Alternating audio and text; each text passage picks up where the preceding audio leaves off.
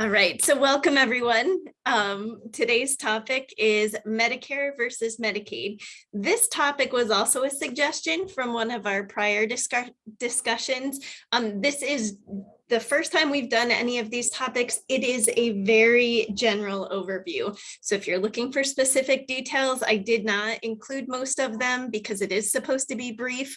So really looking at a comparison of the two. So 3 objectives that I'm hoping that we'll cover today.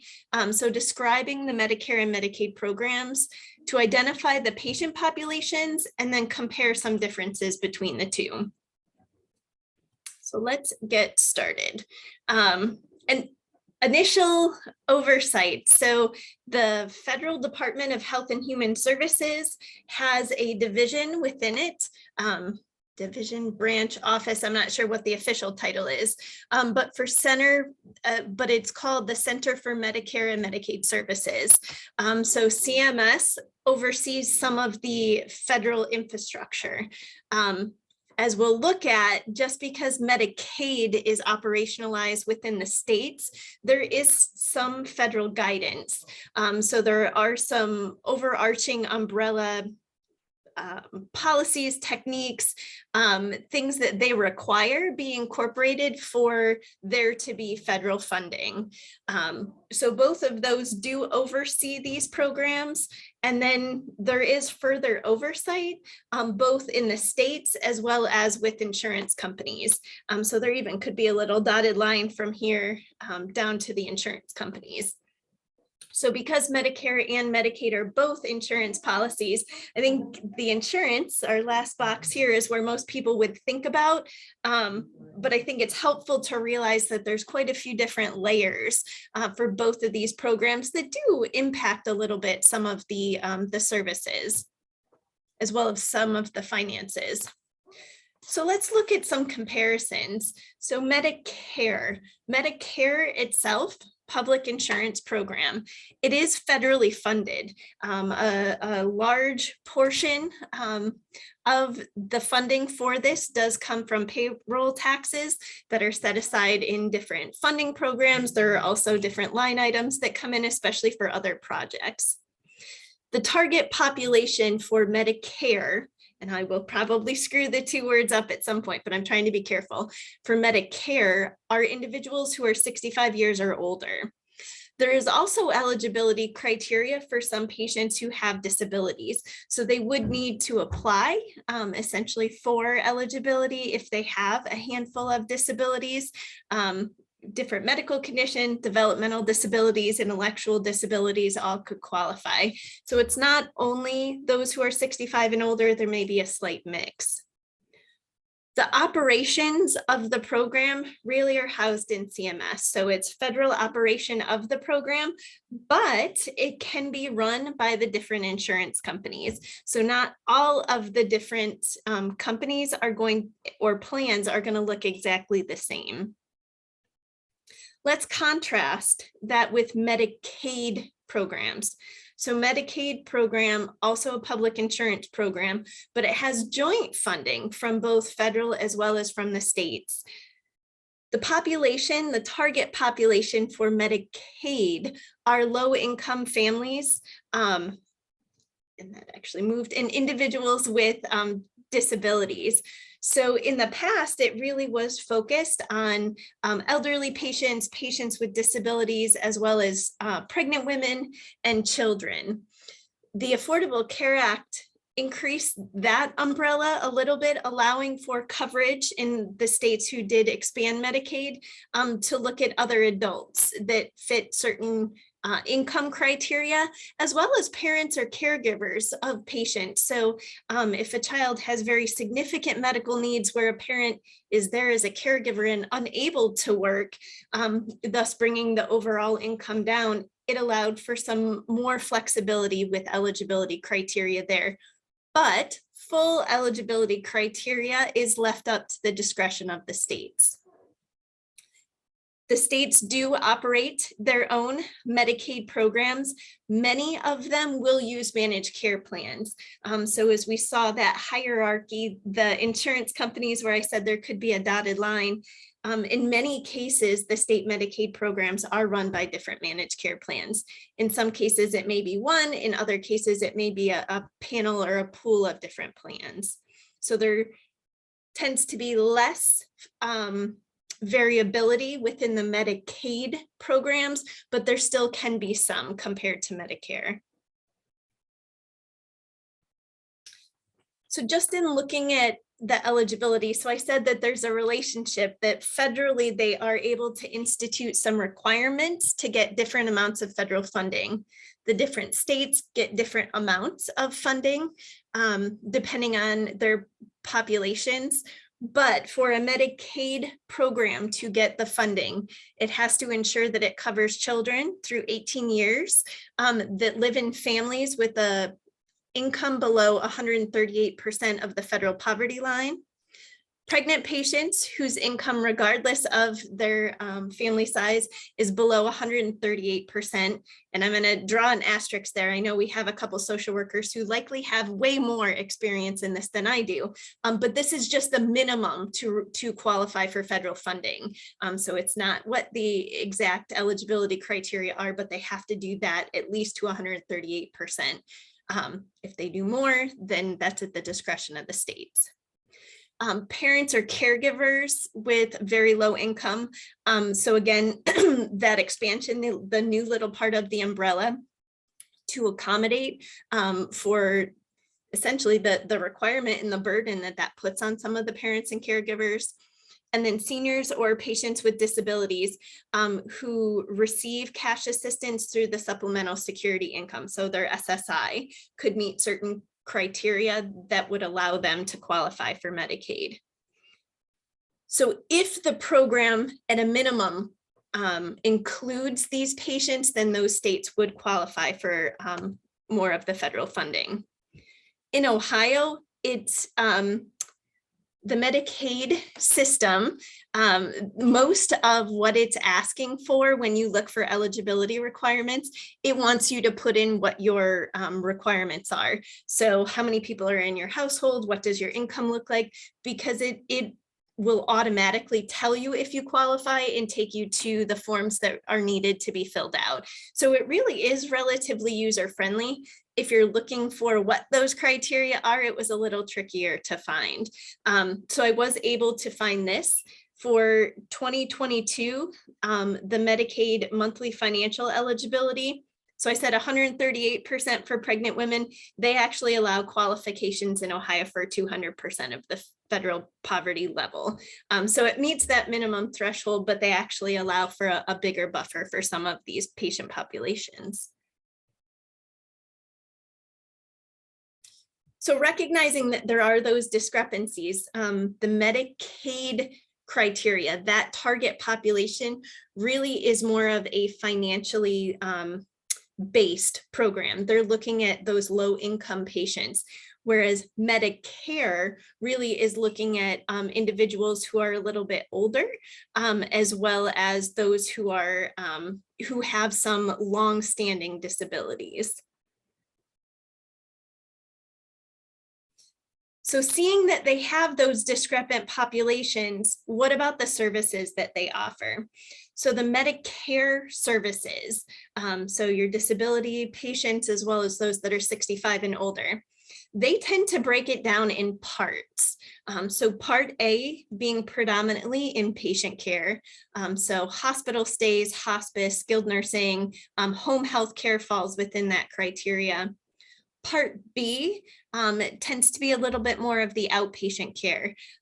So other parts of home health care, if it's a little less intensive than the acute care, outpatient appointments, physician, nurse practitioner, PA, other healthcare professionals, preventive services, so a number of preventive screenings as well as annual physicals fall within that criteria. Some home health care and durable medical equipment. So a little bit more looking on the outside or on the outpatient side of things. They also have Part D. So Part D is the medication coverage. So this would be your prescription coverage. As you notice, I skipped Part C. So Part C tends to be Medicare Advantage programs. So they tend to be programs that bundle the services. So when patients enroll, they tend to enroll with Part A and Part B, and then have a separate company that runs the Part D services, what their medication coverage would be. For the Medicare Advantage plans, everything's in one particular package for them. The amount, the cost distribution does differ slightly between them. Oh, and I found a graphic that looked a little bit better because it had different visuals than what mine looked like. So A, hospital coverage, B, more outpatient care, D is your prescription, and then C is really kind of the package of a number of different things. Those breakdowns, regardless of whether it's original Medicare, where it's A and B and they sign up for Part D, or the Medicare Advantage, there tend to be relatively large, highly variable plans that could be obtained. The amount that they pay in a monthly premium, the amount of out-of-pocket costs that an individual will have, what some of the services that will be covered are included. So a number of the websites that have been set up as a result of the Affordable Care Act help patients and their families or caregivers to navigate through what would be the best fit for this particular patient. What are the options that are available? What do some of those networks look like? So that's for Medicare. For Medicaid, they also have a handful of services that they provide. For federal, to ensure that they get federal funding, Medicaid programs should include early and periodic screening, diagnostic, and treatment for children who are 25 or 21 years and younger. Although it looks like there's a little bit of flexibility with what particular screenings and diagnostic treatments could fall underneath that umbrella. So they need to have it at a minimum for that patient population, but they do have a little bit of wiggle room with what they get to include in there. Home health services, hospital care, again, that inpatient care. Imaging, X-ray really is the baseline requirement. If they do additional imaging, it tends to be more plan specific.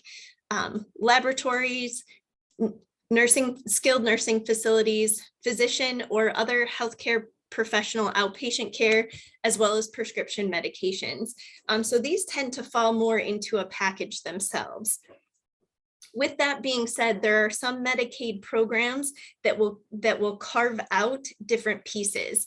So all of this needs to be included, but they may have different plans that run a behavioral health aspect. So all of the mental health services or the substance use disorder services may run in a slightly different program than what they run with some of the others. They can all be together, but they do have the flexibility, as long as they're offered, to have them offered in a little bit of a different format. And Ohio is one of the states that really has gone back and forth with those different models. So within those services, that looks like relatively robust care for patients.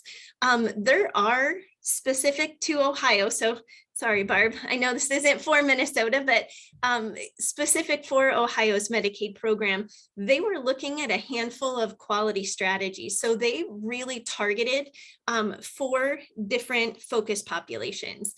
So healthy children and adults, women and infant health, so really looking at infants as well as pregnant patients, behavioral health, and chronic conditions. They're looking at a number of different initiatives and programs. Some of the programs for these focused populations may have different eligibility criteria. So a patient may not completely qualify for Medicaid, but they may qualify for some of the Medicaid programs if they are a pregnant female, for example.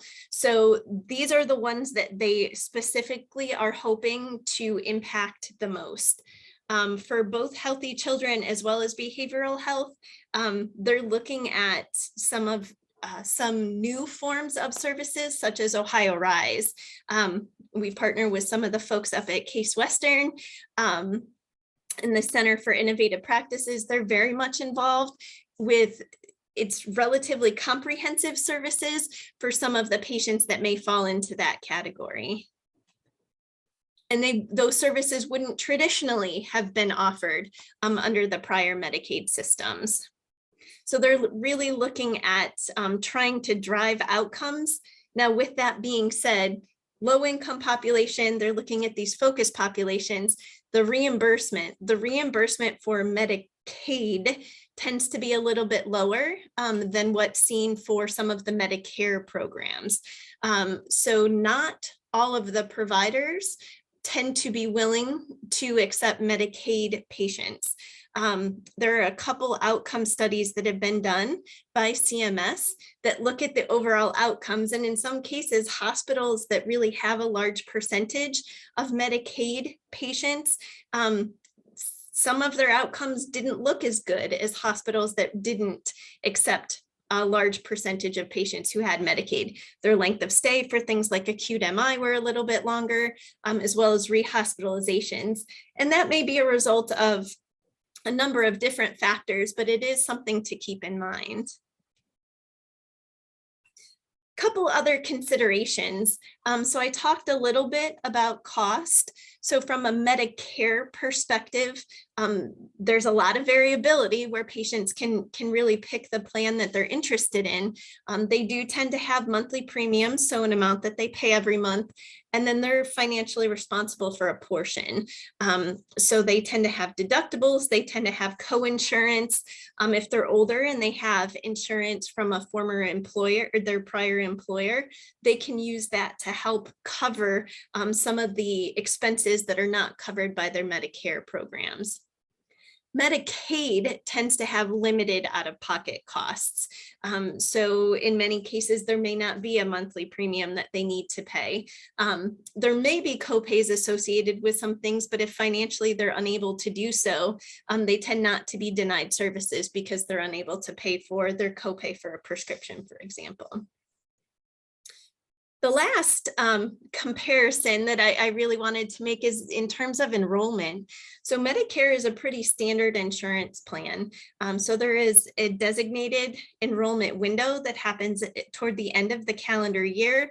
The plan tends to be active in the beginning of the new calendar year. Not that they can't make changes, but they don't tend to make a lot of changes usually throughout that calendar year. For Medicaid, there can be rolling enrollment. So individuals may qualify now or no longer qualify for Medicaid eligibility. So it's not quite as designated. And sometimes we do see some big changes in what is covered or considered formulary or some of the services that are allowed. Even with some of the plans, they can limit or expand some of the networks of services for their patients. So structure and operationally, they do feel a little bit different. You may be wondering, so there are patients who are dual eligible. So they met the eligibility criteria for Medicare, but they also meet eligibility criteria for Medicaid. And in those cases, there does tend to be a little bit of a sharing of expenses between the Medicare program as well as the Medicaid program. I'll speak from the prescription drug. In dual eligible patients, Medicare tends to be the prescription drug coverage that many of them use. And in some cases, those formularies may be a little bit bigger depending on the plan than what would be available to them if they were only just a Medicaid patient. So in wrap up, because I know we have a case, so Medicare and Medicaid, hopefully I didn't use them in the wrong way, are both government supported insurance plans. Medicare being more on the federal level, really focused on individuals with disabilities or those that are 65 and older, where Medicaid programs are focused on low income with some target populations that tend to be really patient specific, and it's funded both by the states as well as by the federal government.